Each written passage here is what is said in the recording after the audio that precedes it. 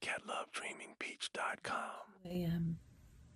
and it just occurred to me why I was saying in my last couple videos, if you're pro Lindsay Clancy for not guilty by reason of insanity, then you want us to believe in a boogeyman.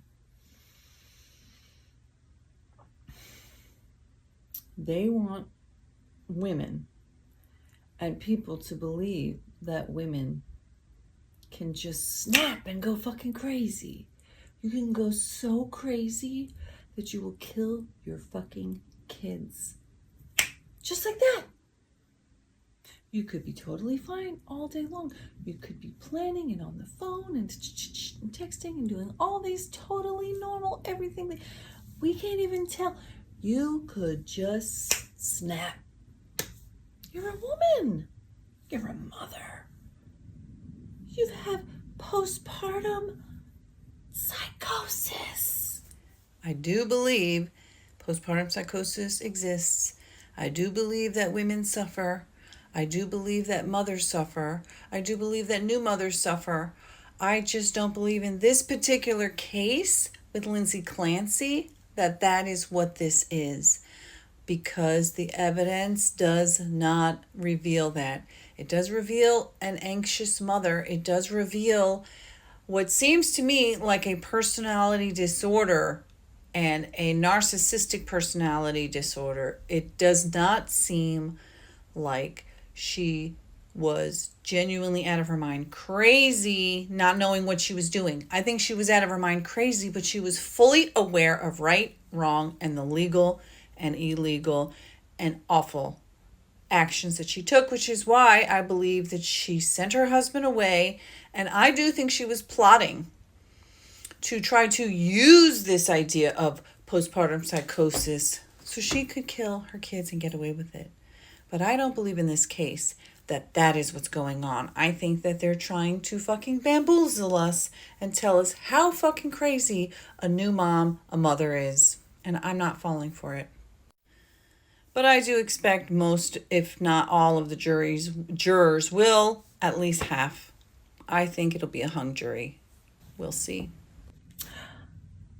Women having babies makes you fucking crazy. And it doesn't matter. It doesn't matter how long ago you had your babies. It does matter whether you're white or not. It does matter if you're pretty or not. It does matter if you have money or not. Oh, all of that stuff matters. And it probably matters the most if you have a pending civil case for multi-million dollars. But these people want us to believe that a woman could just snap and go fucking crazy. You could love your kids, be such a good mommy, such a good person. She's so liked, she's so popular, she's so beloved. You could be the best mommy in the whole world, and then you're just gonna go fucking crazy because you're a woman, you're a mother, you're a woman that had babies. Any minute, lady, you could snap and go crazy too and kill your babies. But you're just a little damsel in distress. So, off to the mental hospital for you.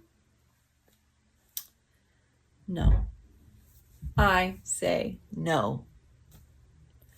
There are some women who are so fucking mentally out of their mind that they do the fucking sick, twisted thing. I think Lori Vallow was committable.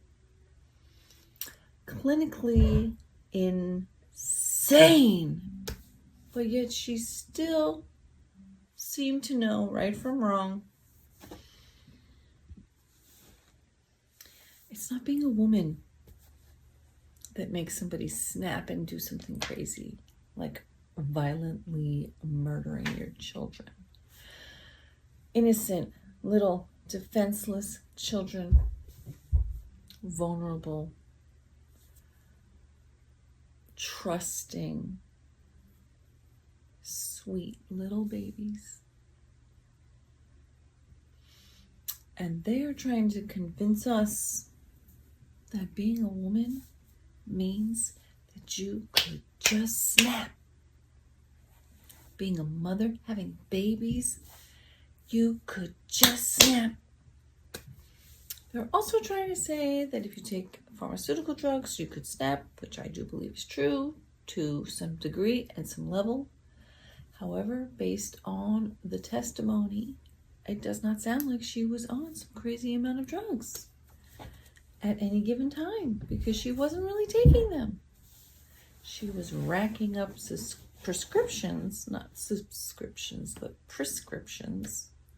She was racking them up in her, along with her meticulous notes about how much she was being failed, even though she wasn't being honest in her notes either. And some people are like, what was her motive? Well, obviously not having to take care of those babies anymore was one motive, which she's been granted. And I guess she was assuming that her prettiness and her whiteness and her white privilege and her wealth and all of her notes and bouncing around from doctor to doctor and all of the medications she racked up that she didn't really take that much, that she could get a jury to be convinced that she was crazy, and she'll take some years in a mental hospital and then boop, off she goes to live her life without those fucking kids, without having to get divorced, she did get divorced, without having to, do co-parenting. I personally don't believe in this particular case that this woman was so crazy that she didn't know what she was doing. I think she did know what she was doing, and I think she was calculated and planned and premeditated, and I think that she's an evil, dangerous person. I think most people that kill their children are evil, dangerous people, man or woman. And I just find it sickening that people are trying to convince other people that, poor little Lindsay, poor victim Lindsay. She's not the victim, she's the perpetrator. And I know some of y'all just hate to see a white woman, a pretty, wealthy white woman, be held accountable for her crimes, but hopefully this time this one will. But I would be shocked if she gets 12 people to say guilty. I will be surprised and very glad, but I don't think that's going to happen. I really don't.